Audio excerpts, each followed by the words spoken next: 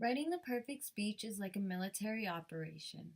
It takes discipline, foresight, research, strategy, and if done right, ends in total victory. A quote by Ryan Holiday.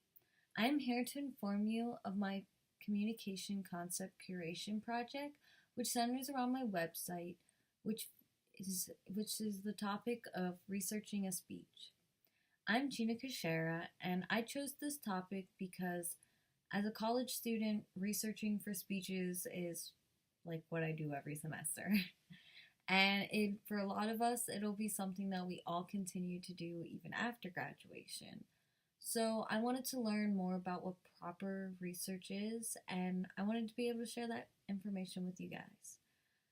So first, well, I'll explain some of my basic functions of my site. Next, I'll discuss the successes and failures I've had and some tricks I've learned from them. And finally, I will talk about the future plans for my website. So, first, we'll look at the functions of my website.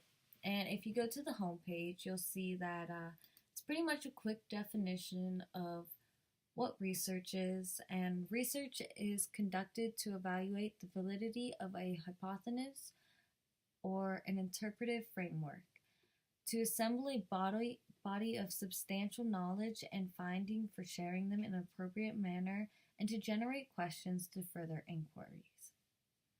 And if we go to the next page, we'll see my About Me. This is pretty much just, a quick description about me. I'm a general studies major with a focus in computer science and communication, and then just some of my hobbies. Next, we'll find my contact page. You'll find my Gmail and my URL for my YouTube page, and you'll find YSU's address because I did not put my own. And on the last page, we will come to my blogs. Some of the blog posts I'd like to highlight is I have a few Q&As, one of which is a professional Q&A, so pretty much what speeches are like in the workforce. Magdalene, or McLendon, I'm butchering that, is an assistant director of the diversity recruitment in the Office of Administrations at YSU, and I think she gives a lot of good advice. It's a quick Q&A, so doesn't take people too long to go over it.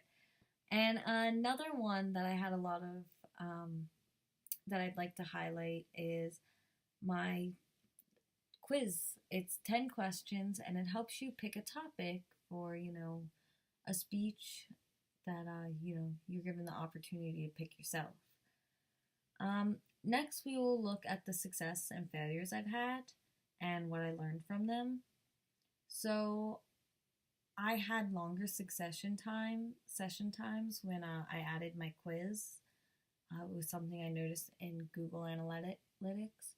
And another thing was definitely when we were doing the Twitter posts in the beginning of the semester, I had a lot more traffic coming in than towards the end when we weren't really posting anything, anywhere else to get people to come in. Some failures that I had was sharing a social media post to my blog. I had to copy and paste the article. I just could not figure out how to get it to share.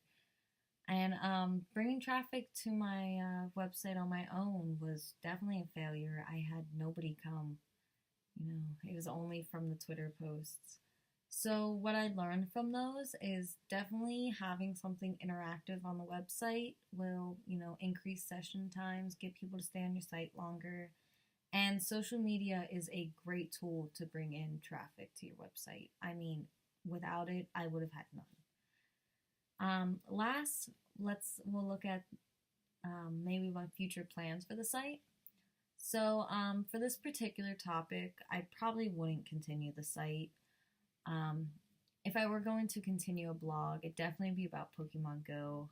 I've played it for almost 3 years now, and I would just really like to pretty much just share, my progress. Especially, there's a lot of people at YSU that play, so it'd be cool to get them to check it out.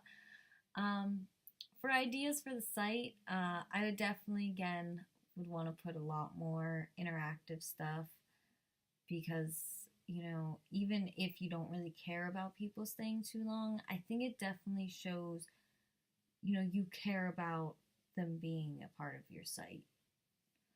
And increase, yeah, again, social media awareness. I mean, I can't stress it enough.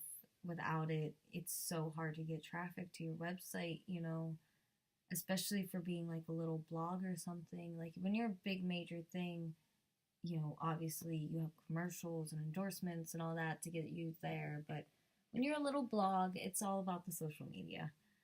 And lastly, for future research, for my researching a speech topic, I would probably do focus groups of students to kind of figure out where they struggle most with research. That way you can really get a better understanding and maybe be able to like find stuff that would help them and share it on my blog. And interviews with professionals to understand the difference of certain speech styles. Depending on the career you're in, you do have to present differently. In conclusion, if you use foresight, strategy, and discipline when researching for a speech and the available tips on my websites, then reaching your audience will not be a problem. All of this information about my research, about researching a speech, can be found on my Weebly as part of my content curation project. And first, I explained the function of my site and discussed the successes and failures and the tricks I learned from them. And finally, I talked about the plans for my website, my future website. And I encourage anyone who is writing a paper, especially for finals week or even in the future, to go check out my website. There are a lot of helpful tips, and it'll just get you in the right mindset for writing a speech. So I hope this all helps. Goodbye.